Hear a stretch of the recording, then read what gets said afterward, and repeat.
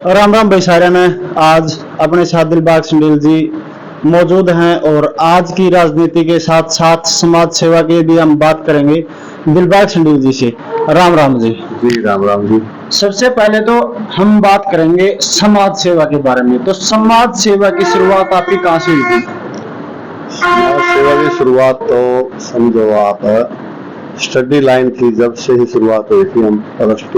हम plus one में थे, वहीं से भाग लेना शुरू कर दिया था। वो युवा क्लब की तरफ से शुरू किया या गांव के सामाजिक कार्य जो भी थे उनमें हमने शुरू कर दिया। और ये मान के चलो खेती बाड़ी की भी अपन बात करा या फिर बात करा हम खेतों में काम करने की, तो वो स्टार्टिंग से किस प्रकार की रही है? सबसे पहले तो वो जैसे समाज सेवा की बात आई थी अभी, उसकी एक और बताता हूँ। मैं प्लस वन में था और पढ़ता था। हमारे खेती करते थे मेरे चाचा, मेरे पिताजी थे जो वो पुलिस डिपार्टमेंट में थे। और मेरे पास जब मैं पढ़ता था और फ्री टाइम मतलब शाम के टाइम हम जोर करते थे, रेसलिंग की तैयारी थी। गांव में बगीची थी, उसमें अखाड़ा था। उस बगीची में मेरे पास अपने गांव के 3 भाई थे वाल्मीकि। वो मेरे पास आए और अखाड़े में मैं जैसे जोर करने लग रहा, वो बोले चाचा थोड़ा टाइम दो। उनमें से एक अपने कुछ समय पहले जैसे खेत का काम में नौकर कह लो, सीरी कह लो, वो था। वो बोले शादी करनी है बेटी की और आप ब्याह कर लो। मेरी एज सारी 15 साल थी उस टाइम। मैंने उनको कहा कि भाई शादी, मैं तो शादी वादी के बारे में कोई पता नहीं, मैं किसकी शादी, मैं तो फीस भी करवाना में लेके जाऊं हूँ, चाहे जो भी अपने खुद के जेब खर्चे हैं वो भी करवा ले हैं। मेरा तो पता ही नहीं मैंने हिसाब किताब हुआ। उन्होंने क्या किया, बस बैठ के ना कोई हाथ नुलावा, कोई रिक्वेस्ट करे, चाचा हम किसके जावा जरूरी है, वहां करवाया भीड़ बोला करवा देगे जवाब, माँ पे करवाए जवाब देगे। मेरा तो बस का तो नहीं काम, ये काम क्या था, मैं तो पढ़ू था। रही बात फिर उन्होंने, मैं कैश उड़ के ना रिक्वेस्ट 10 बार 5 बार करके मैं मान गया। माँ बताओ खर्चा बताओ कितना हुआ। वो खर्चा बोले 5,000 रुपये दे दे, हमने 5,000 में हम ब्याह कर देंगे। मैंने जैसे घरवाला भी ठार थी, जिस पे घरवाले ले दे कर दे। कुछ तो दुकान का सामान पता था मैंने, भाई पे कपड़ा आ रहा है, ज्वेलरी है और लेन देन की इस पे पैसा दे ले है। मैं बोले मैं 5,000 रुपये तमने मैं दुआ दूंगा। मैंने एक साथी थे अपने गांव में से 5,000 रुपये दुआ दिए। उसने घरवाले में साथ था, माँ बाप की साथ है, उसने मेरे को 5,000 रुपये दे दिए। उन्होंने मेरे को बोला बस शादी के बाद हम तेरे पैसे लौटा जाएंगे, न्यूंदा होगा और होगा, हिमाचल को लौटा दिए। वो 5,000 दे दिए। 5 में भी फिर निकले ना कोई काम चल। फिर हमने कपड़ा दुआ, कुछ टूम दुआ, यानी कि 10-12 हजार रुपये में बजट पड़ा। वो 1,000 रुपये में जीनता है अपना जो घर के जाएगा। बात है कितने साल पहले, ये कौन से सन की बात है? ये बात है 91 की, 92 की, 91 की बात है। और 91, हाँ ठीक है 91 में +1 या 2 में था मैं। तो उस टाइम मैंने दुआ दिए। वो किनौंदा पे उनके पैसे नहीं आए, जिस पे लिए थे उधार उनकी टोक है कि मेरा भी दिमाग खराब, टेंशन हुई वहां से हो गया। घर क्या ना पता भी लग गया, घर के बोले तने यू क्यों स्टेप उठाया, हम थे हम देवा ना लेवा। यानी कि मैंने फिर मेरी सिस्टर पे ले गए पैसे, जिस पे वो नगद लिए थे उसके लौटाए और कुछ उनने वापिस करे, उनमें से उनके दुकानदारों को दिए। यानी वहां से वो सेवा कह लो। और उसके आगे फिर सामाजिक कार्य चलते रहे। बात एग्रीकल्चर की आपने करी। एग्रीकल्चर का ऐसा रहा है, पर मैंने स्टडी छोड़ के और सन 94 में खेती शुरू करी थी। वहां से एक पेस्टिसाइड वाला ऐसे लेके छोटी मोटी दुकान शुरू कर लिया और फिर एग्रीकल्चर का काम शुरू किया। 2005 तक चलता रहा। बीच में और भी दूसरे काम भी करे, मैस भी रखे थे, 7-8 मैस भी रखे कर दे। और 2005 में फिर आप पोल्ट्री लाइन में हम लोग आए। मतलब कि आज दिलबाग सिंह का एक नाम है समाज सेवा के नाम पे, और साथ में पॉलिटिकल में आज दिलबाग सिंह आया हुआ है। तो इसमें कहीं ना कहीं खेती बाड़ी से लेकर समाज सेवा से लेकर और अब पॉलिटिकल में दिलबाग सिंह की एंट्री कैसे होगी? पॉलिटिक्स में तो मैं एंट्री नहीं कहूंगा, क्योंकि पॉलिटिक्स का में आना समाज सेवा से मेरा ये मानना है थोड़ा हमारे को कोई फर्क तो चाहिए।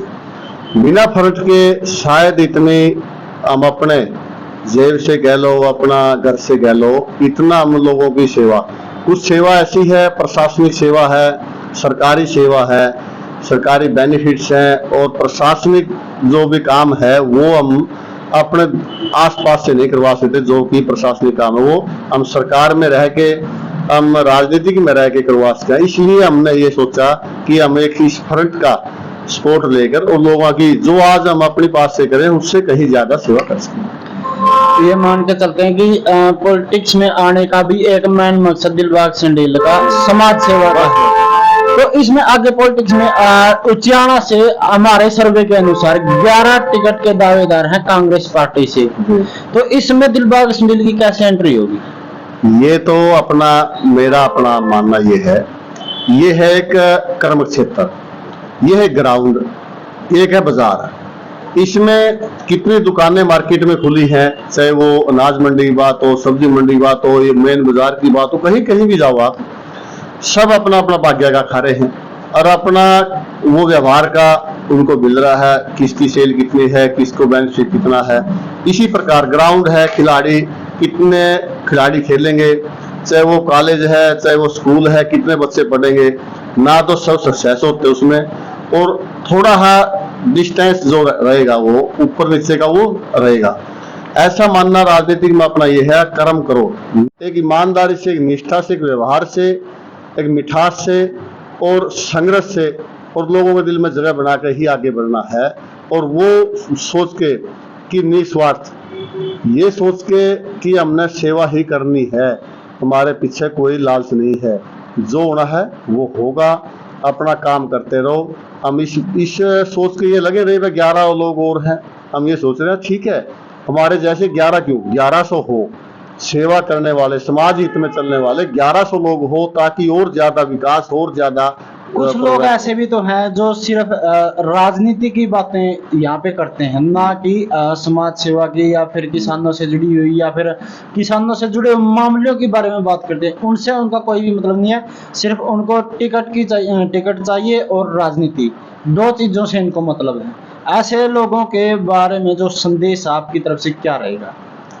बस अपना संदेश क्या रहेगा, वो तो लोगों ने देखना है, जनता ने देखना है, वो कौन किसके हित की बात करता है, आम वर्ग की बात करता है, किसान की बात करता है, खिलाड़ी की बात करता है, स्टूडेंट की बात करता है, या वो महिला की बात करता है, या किसी लड़की की बात करता है। वो मतलब पब्लिक ने देखना है कौन किसके हित में है।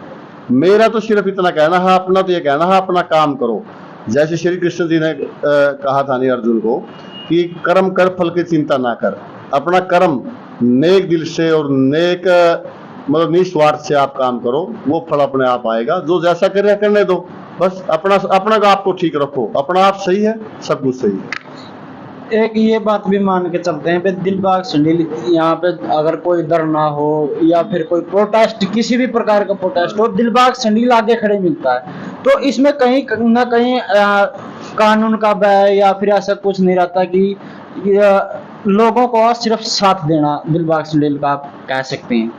ऐसा है, सच्चाई के साथ खड़े हो बना है, कानून का डर किस बात का। यदि गलत काम करोगे तो कानून बख्शेगा, सच्चाई के साथ खड़े होगे तो आपको छेड़ने वाला कौन है। और इन चीजों से डर के आप कभी भी संघर्ष नहीं कर सकते, कभी भी लड़ नहीं सकते, कभी भी अपना हक नहीं मांग सकते। कभी भी हो तो सच्चाई के साथ खड़े हो, और खड़े होंगे तो ऐसा नहीं है कि कानून कुछ उसके खिलाफ चलेगा, बिल्कुल भी नहीं हो सकता। आगे आने वाले टाइम में उचियाना में और कितने बदलाव, जो हमने पहले भी आपसे पूछा था कि आज फिर उन बदलाव को छोड़कर आज क्या बदलाव की आवश्यकता उचियाना के अंदर है? उचियाना के अंदर सबसे पहले तो शिक्षा की और रोजगार की बदलाव की जरूरत है। शिक्षा होगी तो रोजगार होगा।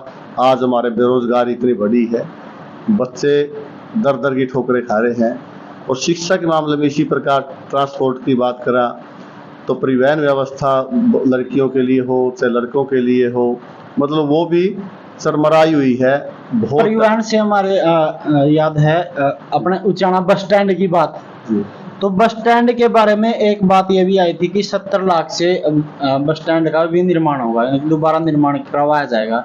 1 महीने का टाइम दिया था, लेकिन उस बात को 1 महीने से ज्यादा हो गया, लेकिन अभी तक बस स्टैंड के आसपास कुछ भी नजर नहीं आ रहा है। नजर आया होता ना, लोगों के दिल में इतने नफरत इन लोगों के प्रति ना होती जो हमारे नुमाइंदे हैं, चाहे वो हमारे एमपी साहब हो, चाहे हमारे डिप्टी सीएम हो। अब लोग इतने तंग क्यों आए? तंग इन्होंने किए हैं, काम सुविधा के नाम पर लोगों को इन्होंने असुविधा दी है, लोगों को तंग किया है। इसलिए मैं नहीं समझता कि इन्होंने जो घोषणा करते हैं घोषणा कागजों में है, और घोषणा है तो उनमें से आधा पैसा वो भ्रष्टाचार में है, वो खाने पीने में है, आधा पैसा किसी की जेब में गया है। वो 70 की बजाय मैं कहूँगा उसमें से 30-40 मुश्किल से लगेंगे, जेब लगेंगे। कल एक बयान आया है, दुष्यंत चौटाला ने बोला कि हम 1-2 नहीं पूरी 90 विधानसभा सीटों पर चुनाव लड़ने की तैयारी कर रहे हैं। उधर वीरेंद्र सिंह का परिवार भी इसी बात को कह रहा है कि हम चुनाव लड़ेंगे उचाना से। तो इसमें दोनों में कितना टकराव आप देख सकते हैं, क्योंकि कांग्रेस पार्टी का एक देखे तो एक साइड है कांग्रेस पार्टी, उसमें इतना लोगों की तरफ झुका हुआ है, जो बीजेपी और दुष्यंत के बीच में एक टकराव की स्थिति बनी हुई है। ऐसा है, इनकी आज से टकराव, इनका तो बहुत पुराना टकराव है। और रही जेजेपी की बात, 90 तो पहले भी लड़ा था, 90 में से 10 ही आई थी। और इनका वो 10 में से कभी वो एक हटा दो, आप 10 में से एक हटा दो, क्या बचा? 0 बच गई नहीं, 0 आगे इनकी 0 होना है। और मेरा मानना तो ये है, अपने उचाना की बात करा, उचाना में जो दोनों राजघराने हैं, इन दोनों को मिला के आप और साइड में कोई कैंडिडेट ना खड़ा करो, इन दोनों में से एक को ले लो, कोई सा ले लो, मैं किसी एक को पार्टिकुलर नहीं कहूँगा, दोनों में से किसी एक को खड़ा कर लो आप, और उनके सामने कोई कैंडिडेट ना खड़ा करो। लोगों ने ऐसा मन बना रखा है, वो इनको हरा के, मतलब एक कैंडिडेट है सामने, तो जीत किसकी होगी? इसकी होगी। आपसे सवाल है थोड़ा, इन्हीं घरानों में से एक की जीत होगी, मतलब एक खड़ा कर दिया दोनों में से, उनके सामने कोई भी कैंडिडेट नहीं है, सिर्फ एक ही खड़ा। इनकी खुद की होगी ना? खुद की नहीं होगी, एक नोटा का बटन भी आ रहा है आजकल मशीन में। लोगों ने ये मन बना रखा है, पूरे के पूरे इलाके में यदि हमारे क्षेत्र में विधानसभा उचाना में एक ही कैंडिडेट होगा ना, और वो भी इन दोनों परिवारों में से होगा, उनके खिलाफ नोटा वो बनाएंगे, इनको नहीं बनाएंगे। आज के टाइम में उचाना में एक नई पार्टी की ओर एंट्री होगी, बलराज कुंडू, जन सेवक मंच की। तो इसके बारे में आपके क्या, एक बार फिर से कोई बाहर से आकर उचाना में अपना पैर जमा पाएगा? ऐसा है, जन सेवक मंच हो चाहे कोई भी हो, ये तो सबका राइट है, अपना कोई भी मंच बनाए, कोई भी पार्टी बनाए। वो तो देखो इलेक्शन कमीशन है, उनका काम है, वो मंच बनाए और कोई भी यहाँ से अपना कैंडिडेट भी खड़ा करे, या आप इंडिपेंडेंट खड़ा हो। और मेरा नहीं मानना कि बलराज जी यहाँ कोई अपने पैर जमा पाएंगे। अब की बार लोगों का मूड है नहीं, सिर्फ और सिर्फ पूरे हरियाणा में कांग्रेस की तरफ मूड है, वह कांग्रेस पार्टी को बनाना है और चौधरी भूपेंद्र सिंह हुड्डा को सीएम बनाना है। सिर्फ लोगों का, सबका, पूरे हरियाणा का ही मूड है। उचाना तो अलग मूड है, और उचाना के साथ साथ पूरे हरियाणा का भी ये मूड है कि कांग्रेस को जिताना है। एक बात आपसे या आपकी तरफ से पूछना चाहेंगे कि जो कांग्रेस के 11 आदमी यहाँ से खड़े हैं, भाई टिकट का मैन दावेदार कौन है? क्योंकि उचाना में मैन यही बनी हुई है बात भी, टिकट मिलेगा तो मिलेगा किसको? टिकट का फैसला तो हाईकमान ने करना है, और हम तो ये किसी के, देखो अपना मानना तो ये है, क्यों दावा करो टिकट का? जिसका रिजल्ट आएगा, निखार आएगा, जैसे हुड्डा साहब ने कहा कि वह सर्वे की बात पे हम वो टिकट डिस्ट्रीब्यूट करेंगे, वेट करो, जिसका नाम उछलेगा। आप जैसे पब्लिक में, मतलब जनता जिसको कंधे पे, जिसको सिर पे बिठाएगी, पलकों पे बिठाएगी, उसी को टिकट मिलेगी। मेरे हिसाब तो, मेरा तो ये मानना है। और ज्यादा भूख पाड़ने वाले यहाँ पे हानि, जो भी होगा बस वो होना है। अपना तो ये है, वह काम करते रहो बस। ठीक।